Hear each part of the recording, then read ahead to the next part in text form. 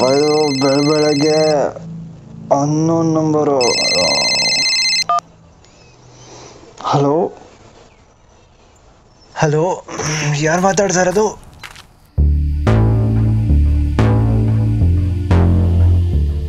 ಯಾರು ಮಾತಾಡ್ತಾ ಇರೋದು? ಹಲೋ ಹಲೋ, ಸಿಗ್ನಲ್ ಇಲ್ಲ. ಅಯ್ಯೋ, ಬೆಳಗ್ಗೆ ಏನಪ್ಪ ಇದು?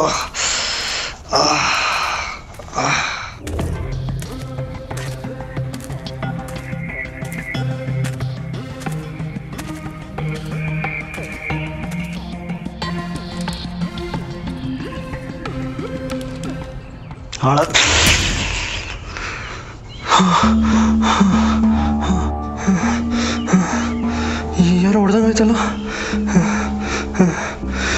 ಯಾಕೋ ದಿನಾನೇ ಸರಿ ಇಲ್ಲ. ಏನೇನು ನಡೀತಿದೆ? ಹಲೋ,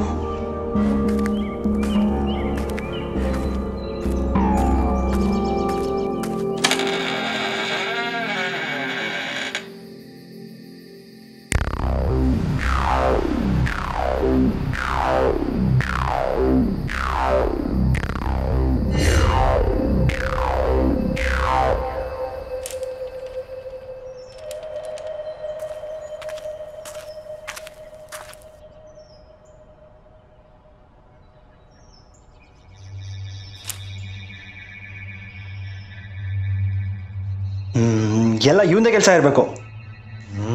ಇಷ್ಟು ದೊಡ್ಡವನಾಗಿ ಬೆಳೆದ ಮೇಲೂ ಸ್ವಲ್ಪನೂ ಬುದ್ಧಿನೇ ಇಲ್ಲ ಅವನಿಗೆ. ಒಳ್ಳೆ ಚಿಕ್ಕ ಮಗಳಂಗೆ ಆಡ್ತಾ ಇರ್ತಾನೆ ನನ್ನ ಜೊತೆನೆ. ಅದು ಬೇರೆ ಎಷ್ಟು ಸಲ ಹೇಳಿದ್ದೀನಿ, ಮಾತೇ ಕೇಳೋಣ ಅವನು. ಇವನು ಆಮೇಲೆ ನೋಡ್ಕೋತೀನಿ. ಯಾರೋ ಅವನು ಒಳ್ಳೆ ದೆವ್ವ ಥರ. ಏನು ನಡೀತಿದೆ ಅಲ್ಲಿ?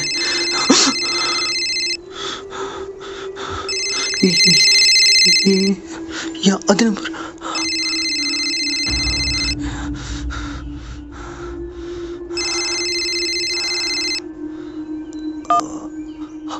ಹಲೋ,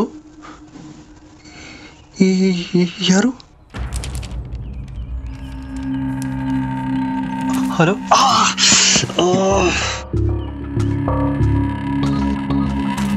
ಹಲೋ ಹಲೋ, ಏನಾಗ್ತದೆ ನನಗೆ? ಏನು ನಡೀತದೆ ಇಲ್ಲಿ?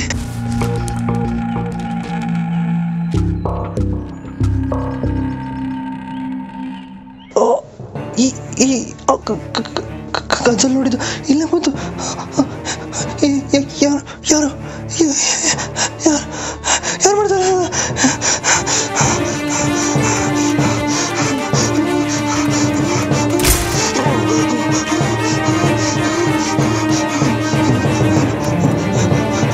ಗಣೇಶ್ ಗಣೇಶ್,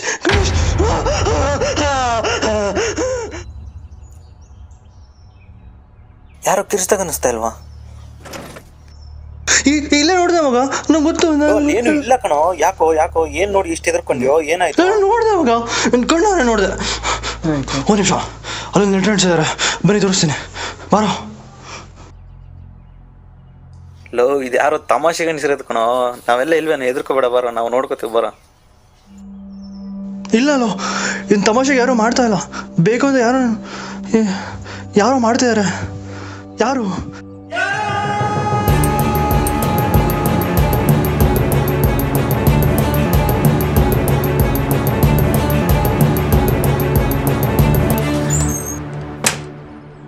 ಮಚ್ಚ, ನಮಗೆ ಸ್ವಾಮೀಜಿ ಪರಿಚಯ ಇದ್ದಾರೋ, ಅಲ್ಲಿ ಹೋಗೋಣ ನಾವು.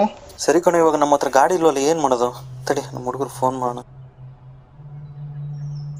ಹಲೋ ಹಲೋ ಮಚ್ಚ, ಎಲ್ಲಿದೆಯೋ? ಈಗ ಅರ್ಜೆಂಟಾಗಿ ಗಾಡಿ ಬೇಕಾಯಿತು, ಪಾರ್ಕಿಂಗ್ ಹತ್ರ ಬತ್ತಿ ಇವಾಗ. ಸರಿ ಸರಿ, ಬಂದೆ.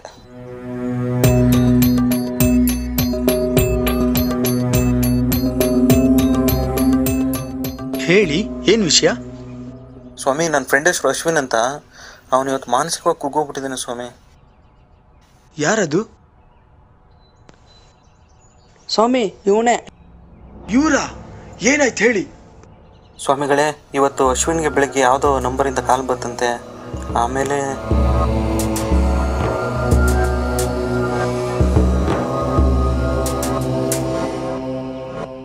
ಅಶ್ವಿನ್ಗೆ ಇದು 2ನೇ ಜನ್ಮ. ಮೊದಲನೇ ಜನ್ಮದಲ್ಲಿ ಅವರ ಹೆಸರು ನಂದಿ.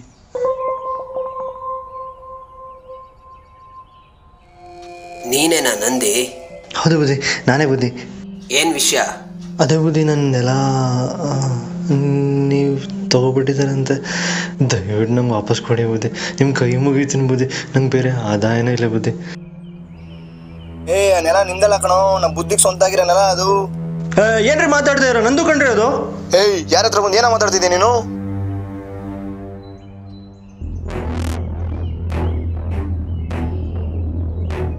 ನೀನ್ ಸುಮ್ಮನೆ ಇರು, ಇವನ್ ವಿಷಯ ನಾನು ನೋಡ್ಕೋತೀನಿ. ನೋಡೋ, ನೆಲ ಬೇಕಿದ್ರೆ ಮಕ್ಕಳನ್ನ ನೀನು ನೋಡ್ಕೋ, ನೀನು ಹೆಂಡ್ತೀನಿ ನಾನು ನೋಡ್ಕೋತೀನಿ. ಬೇಡ ಬುದ್ಧಿ, ಬಡವ್ರನ್ನ ಕೆಣಕ್ಬೇಡಿ. ಏನು ಹೆದರ್ಸ್ತಾ ಇದೆಯಾ? ಸಾಯಿಸ್ಬಿಡ್ತೀಯಾ ನನ್ನ? ಸಾಯಿಸು ನೋಡೋಣ. ಇಲ್ಲ ಬುದ್ಧಿ. ಸಾಯಿಸು ನೋಡೋಣ.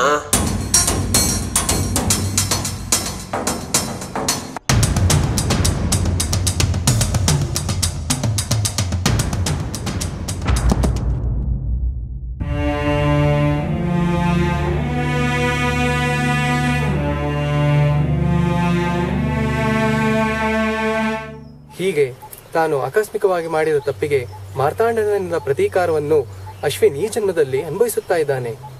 ಸ್ವಾಮೀಜಿ, ಇದಕ್ಕೆ ಪರಿಹಾರ ಏನು?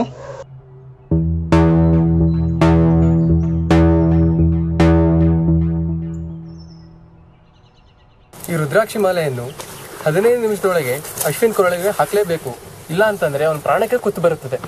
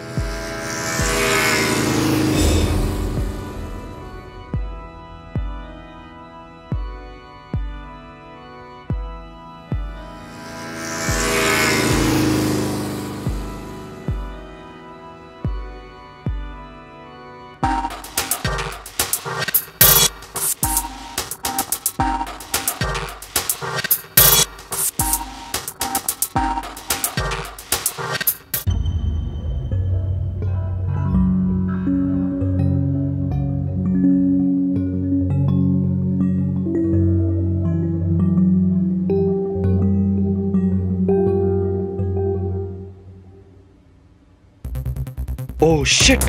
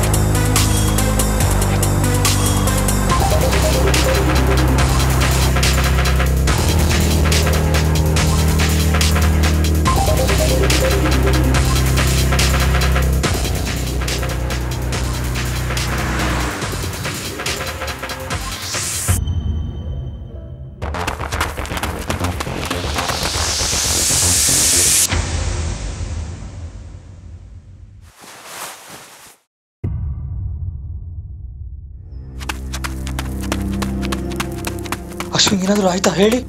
ನೀವು ಯಾರು? ಅಶ್ವಿನ್ ಬಗ್ಗೆ ಏನಕ್ಕೆ ವಿಚಾರಿಸ್ತಾ ಇದ್ದೀರಾ? ನಾನು ಡಿಟೆಕ್ಟಿವ್. ಹೇಳಿ, ಏನಾದರೂ ಆಯ್ತಾ ಅಶ್ವಿನ್ಗೆ?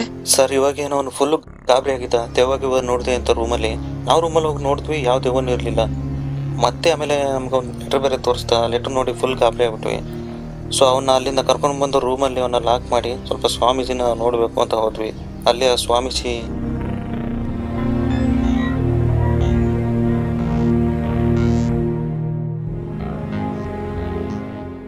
ಕರೆಕ್ಟ್ ಟೈಮ್ಗೆ ಸ್ವಾಮೀಜಿ ಕೊಟ್ಟ ರುದ್ರಾಕ್ಷಿ ಮೇಲೆ ತಂದು ನಾವು ಕತ್ತಿಗೆ ಹಾಕಿದ್ದೀವಿ. ದೇವ್ರ ದಯಿಂದ ಅವ್ನಿಗೆ ಏನೂ ಆಗಿಲ್ಲ. ಸದ್ಯ ಪ್ರಜ್ಞೆ ತಪ್ಪು ಮಲಗಿದ್ದಾನೆ ಅಷ್ಟೇ.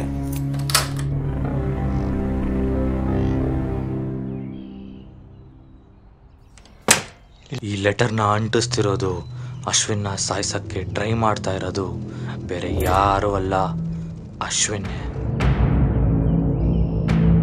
ಅಶ್ವಿನಿಗೆ ಏನಾಗಿದೆ ಅಥವಾ ಹಿಂದೆ ಏನಾದರೂ ಆಗಿತ್ತಾ ಅನ್ನೋದನ್ನ ತಿಳ್ಕೊಳ್ಳೋದಕ್ಕೆ ಅವನೂರು ಅಥವಾ ದುರ್ಗಾಪೇಟೆಗೆ ಹೋಗಿದ್ದೆ.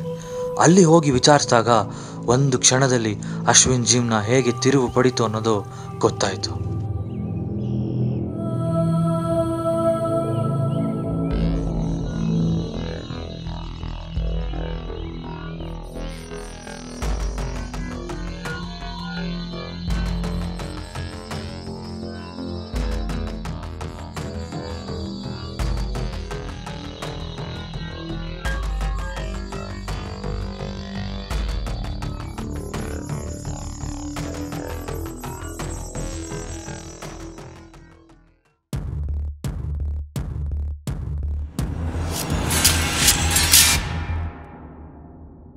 ತನ್ನ ಪ್ರಾಣಕ್ಕೂ ಮೇಲಾದ ಸ್ನೇಹಿತ ಸಾಯೋದನ್ನು ಕಣ್ಣಾರೆ ನೋಡಿ ಸಹಿಸೋಕ್ಕೂ ಆಗದೆ ಬದುಕ್ತಾ ಇದ್ದ ಅವನ ಒಂದು ಮನಸ್ಸು ಬದುಕಬೇಕು ಅಂತ ಅಂದ್ಕೊಂಡ್ರೆ ಇನ್ನೊಂದು ಮನಸ್ಸು ಸಾಯಬೇಕು ಅಂತ ಅನ್ನಿಸ್ತಾ ಇತ್ತು.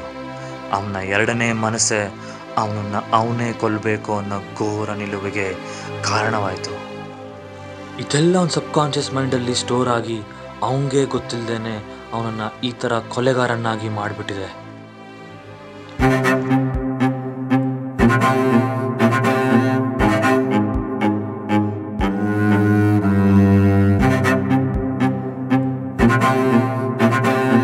ಸರ್, ಹಾಗಾದರೆ ಅಶ್ವಿನ್ ಈ ಕಾಯಿಲೆ ಅವನ್ನ ಬಿಟ್ಟು ಹೋಗೋದೇ ಇಲ್ವಾ? ಅವನ್ನ ಗುಣಪಡಿಸೋಕೆ ದಾರಿನೇ ಇಲ್ವಾ? ನಮ್ಗೆ ಯಾಕೋ ತುಂಬ ಭಯ ಆಗ್ತಾ ಇದೆ. ಅವ್ನು ಸರಿ ಹೋಗ್ತಾನೋ ಇಲ್ವೋ? ಹೇಳಿ ಸರ್, ಹೇಳಿ. ಅದು